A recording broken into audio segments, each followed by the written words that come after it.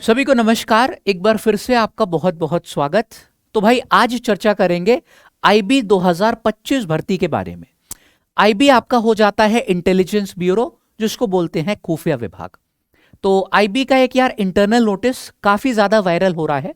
अब इस नोटिस के माध्यम से हम लोगों को पता चल रहा है कि यार वर्ष 2025 में कुल कितनी पोस्ट पर वैकेंसीज देखने को मिलेंगी एंड हर पोस्ट पे टोटल कितनी वैकेंसीज आ रही हैं, ये भी इस नोटिस में मेंशन किया गया है। तो संपूर्ण जानकारी आपको इस वीडियो में मैं देने जा रहा हूं कि फॉर्म हम लोग कब तक एक्सपेक्ट कर सकते हैं, एग्जाम पैटर्न क्या होगा, एग्जामिनेशन आपकी फीस क्या है, ठीक है, सिलेबस, एज लिमिट, इन सब पॉइंट्स पर हम लोग चर्चा करेंगे। तो वीडियो को अंत तक जरूर देखिएगा। और हाँ, अगर आप हमारे चैनल पर पहली बार जुड़े हैं तो इसको जरूर से सब्सक्राइब कर लीजिए ताकि इसी तरीके का कोई इंपॉर्टेंट वीडियो आपसे मिस ना हो जाए। आइए अब शुरुआत करते हैं। तो आईबी नई भर्ती 2025 एक बार देख लेते हैं कि आईबी की तरफ से कौन कौन सी पोस्ट हम लोग को देखने को मिलती है।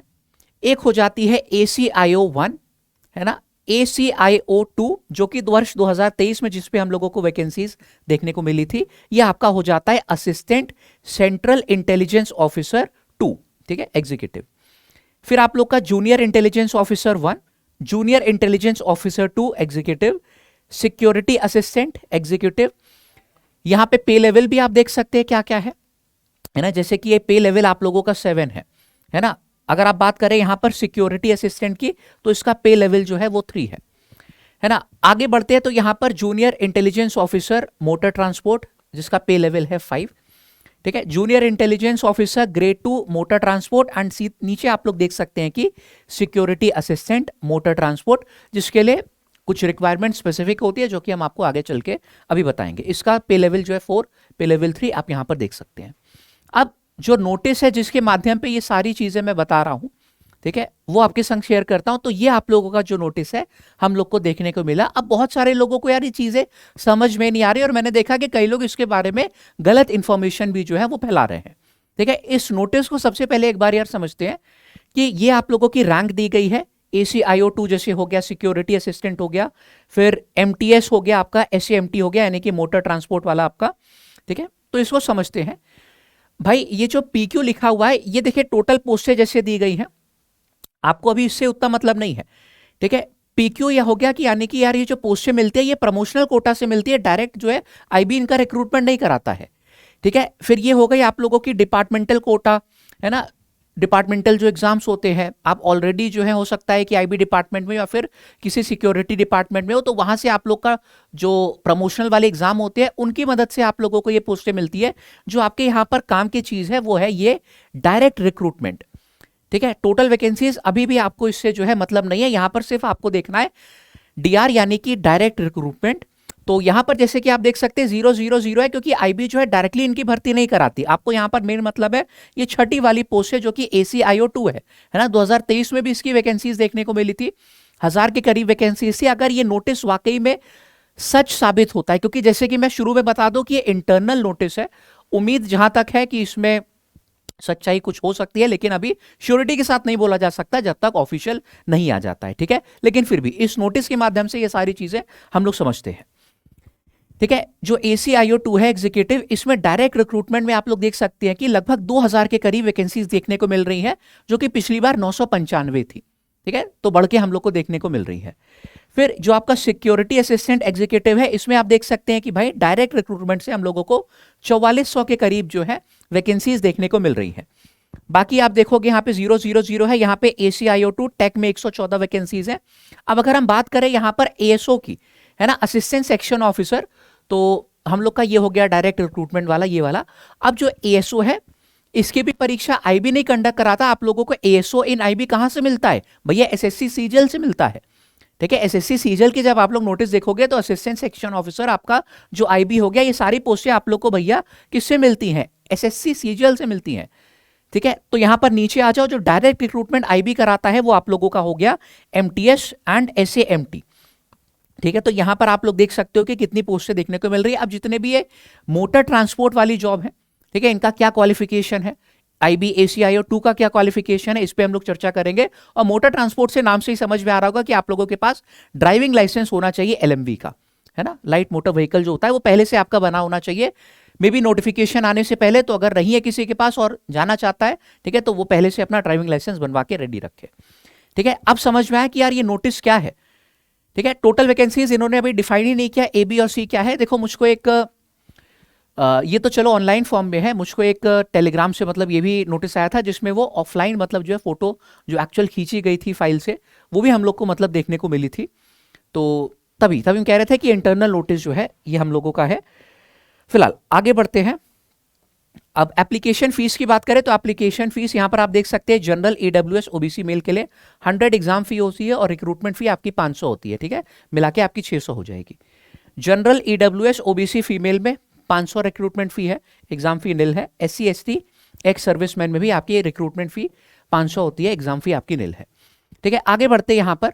तो अगर हम बात करें सबसे पहले ACIO2 एग्जीक्यूटिव की, ये पिछले वर्ष की जो नोटिफिकेशन है उससे आप लोगों को ये संपूर्ण जानकारी मिल रही है। 2023 की जो नोटिफिकेशन है उससे, है ना। परीक्षा आपकी 18 जनवरी 2024 में हुई थी कंडक्ट, जिसकी, है ना। तो आप देख सकते हैं कि ग्रुप यहां पे सी है, नॉन गेजेटेड है आप लोगों की, नॉन मिनिस्टीरियल पोस्ट, पे लेवल 7 है।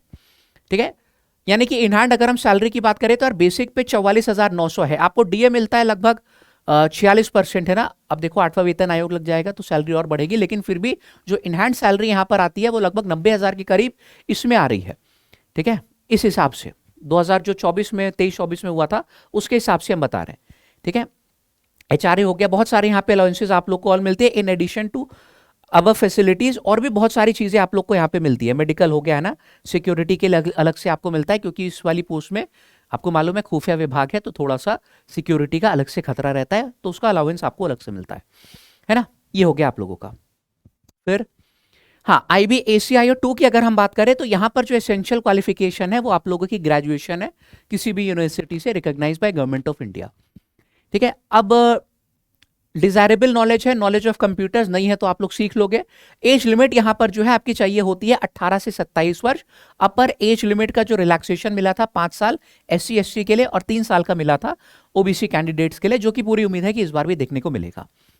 ठीक है, एंड एक्स सर्विसमैन के लिए अलग से यहां पर जो है हम लोगों को एज रिलैक्सेशन है वो दिया जाता है। तो ये हो गया आप लोगों का IB-ACIO2 एग्जीक्यूटिव की जो क्वालिफिकेशन है उनके बारे में। आगे बढ़ते हैं यहां पर, स्कीम ऑफ एग्जामिनेशन क्या होता है, पेपर लेवल कैसा आता है, ये हम आपके संग शेयर करेंगे क्योंकि हमने भी इसका एग्जाम दिया हुआ है और क्वालिफाई किया हुआ है।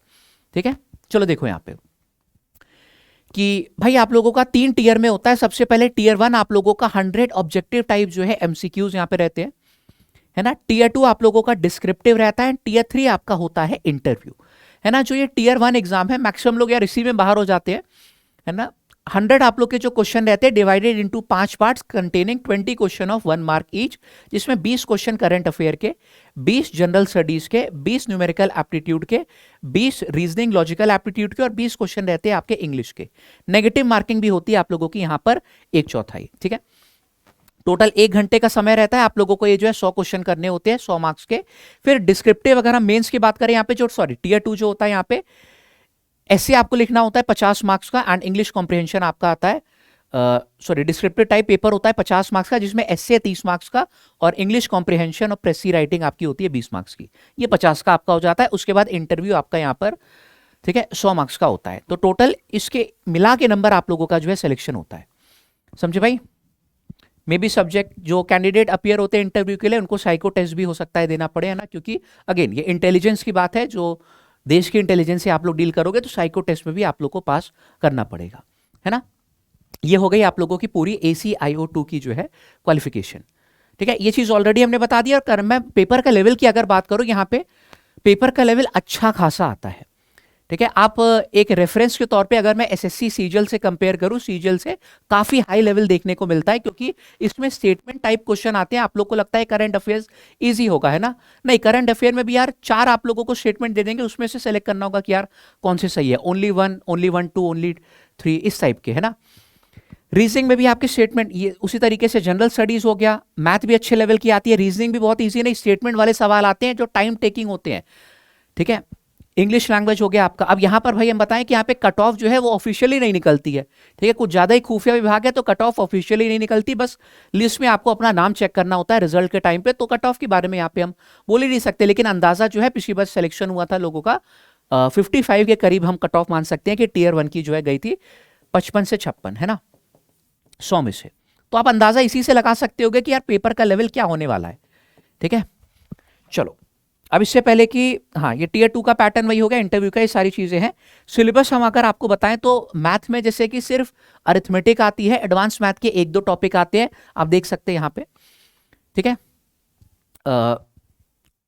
हम बताएं कि लिखा भले सिलेबस में आप लोगों के हो, लेकिन आती आप लोगों की ओनली अरिथमेटिक है। एडवांस मैथ में आपका number system, HCF, LCM, mensuration, ये सारी चीजें रहती हैं।